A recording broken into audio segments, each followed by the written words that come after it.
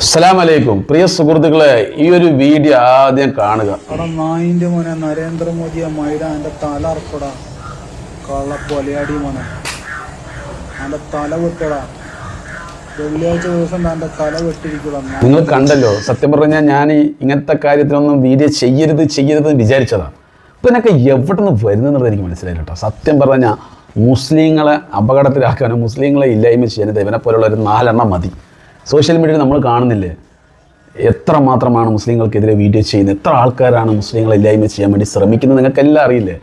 ഇത് നമ്മളെല്ലാം കണ്ടുകൊണ്ടിരിക്കുന്നത്, കേട്ടുകൊണ്ടിരിക്കുന്നത്. എന്നിട്ട് ഇവനെ പോലുള്ള ആളുകൾ വന്നിട്ട് ഈ രീതിയിൽ സംസാരിച്ച ഈ സോഷ്യൽ മീഡിയയിൽ വ്യാജപ്രചരണം നടത്തുന്നത് എന്തൊക്കെയാണെന്നുള്ളതൊക്കെ അവനൊക്കെ സത്യമാക്കണം. അത് വ്യാജപ്രചരണമല്ല, ചില മുസ്ലിങ്ങൾ എങ്ങനെയാണെന്നുള്ളത് സത്യമാക്കണം ഇതേപോലുള്ള നാറികളൊക്കെ.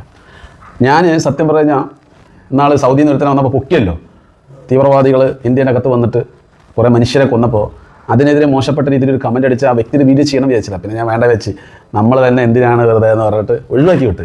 പിന്നെ നോക്കുമ്പോൾ വീണ്ടും വെള്ളിയാഴ്ച ദിവസം, അതിന് വേറെ എക്സ്ട്രാ ഒരു ഡയലോഗ്, വെള്ളിയാഴ്ച ദിവസം എന്നാൽ ഇവർക്ക് ബാക്കിയുള്ള ദിവസം മറ്റേ എനിക്ക് സത്യം പറഞ്ഞാൽ കൺട്രോൾ പോയിട്ട് ഈ വീഡിയോ കണ്ടിട്ട് തിളച്ച്. ഈ പലതന്തയ്ക്ക് അതിനോട് പറയാനുള്ളത്, ശ്രീ നരേന്ദ്രമോദി എന്ന് പറഞ്ഞു കഴിഞ്ഞാൽ ഇന്ത്യയുടെ പ്രധാനമന്ത്രിയാണ്, മനസ്സിലായ? ഈ പല ആളുകൾക്കും മുസ്ലിങ്ങൾക്ക്, ഞാൻ ചില സോഷ്യൽ മീഡിയ ഉപയോഗിക്കുന്ന ചില ആളുകൾക്ക് വേണ്ടിയിട്ടാണ് പറയുന്നത്, പല ആളുകൾക്ക് എങ്ങനെയാണെന്ന് വെച്ച് കഴിഞ്ഞാൽ ഈ സംഖ്യയോടുള്ള വെറുപ്പ് കൊണ്ട് തോന്നിയ പോലെ അങ്ങോട്ട് കമൻറ്റുകൾ ഇടുക. അത് ഇന്ത്യക്കെതിരെ ഇന്ത്യയുടെ പ്രധാനമന്ത്രിയെ അത്രയ്ക്കും വധിക്കുന്നത്, അതായത് തീവ്രവാദ മൈൻഡിൽ ഇടുക അങ്ങോട്ട്. ഇതൊക്കെ ഭയങ്കര പരാജയമാണ് പ്രിയ സുഹൃത്തുക്കളെ. സത്യം ഞാൻ വെറുതെ പറയുന്നതല്ല.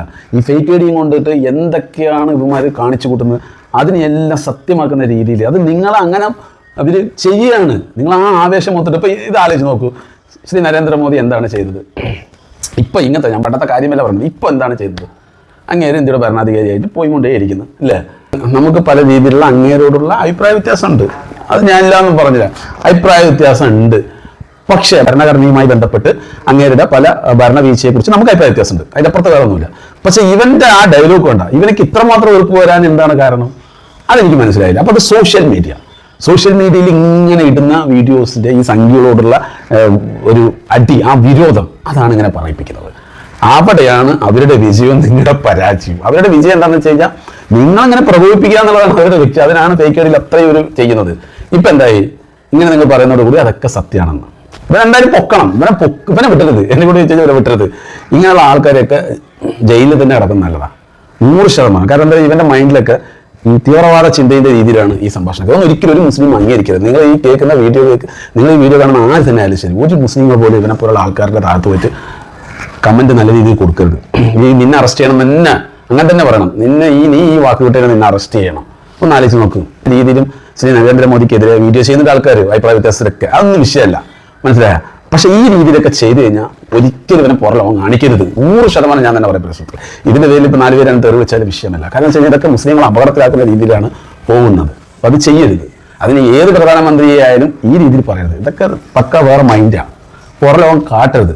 ഇവനക്കെതിരെ ശക്തമായിട്ടുള്ള ഒരു കേസ് ഇട്ട് അവിടെ കൊണ്ടിരുത്തണം, പിന്നെ പഠിച്ചോളൂ. അപ്പോൾ മറ്റൊന്നല്ല, സൗദിയിൽ വളരെ നല്ല രീതിയിൽ ജീവിച്ചുകൊണ്ടിരുന്നു. അപ്പോൾ തെണ്ണ മുറുക്കം കൊണ്ട് എന്ത് ചെയ്തു, ഒരു കമൻ്റ് ഇട്ട് അതോടുകൂടി ഇവിടെ വന്ന് സുഖമായിട്ടിരിക്കാൻ വിചാരിച്ച് പടിയെല്ലാം കഴിഞ്ഞ് അവിടെ നിൽക്കുന്ന കാലം വരെ നിന്ന് നല്ല രീതിയിൽ കാര്യങ്ങളൊക്കെ ചെയ്ത് പിന്നീട് നാട്ടിലേക്ക് വരണം, വീട്ടുകാരെ കാണണം എന്നിട്ട് വന്നതാണ്. ആ ഒരൊറ്റ കമൻറ്റ് എന്ത് ചെയ്തു, അവിടെ കൊണ്ട് ഇരുത്തി കഴിഞ്ഞാൽ ഇപ്പം എന്തൊക്കെയാണ് അവൻ്റെ മേത്ത് ഇങ്ങനെ ഇട്ടുകൊണ്ടിരിക്കുന്നത്. അത് കിട്ടേണ്ടതാണ്, വേറെ ഒന്നുമില്ല, കിട്ടണം അങ്ങനെയുള്ളവർക്ക്. അതുപോലെ ഇവനക്ക് ഒരു പണി കൊടുത്തു കഴിഞ്ഞാൽ സംഗതി ക്ലിയർ, പിന്നെ ഇങ്ങനെ വരില്ല. അപ്പോൾ പ്രിയ സുഹൃത്തുക്കളെ, ഈ രീതിയിൽ പറഞ്ഞത് ശരിയാണോ? നിങ്ങൾ കമൻറ്റിൽ പറയുക. ഒരു പ്രധാനമന്ത്രി ഇങ്ങനെയൊക്കെ പറയാമോ? അത് പറയുന്നത് ഒരിക്കലും അംഗീകരിക്കാൻ പറ്റില്ല. അപ്പോൾ നിങ്ങൾ കമൻറ്റിൽ പറയുക.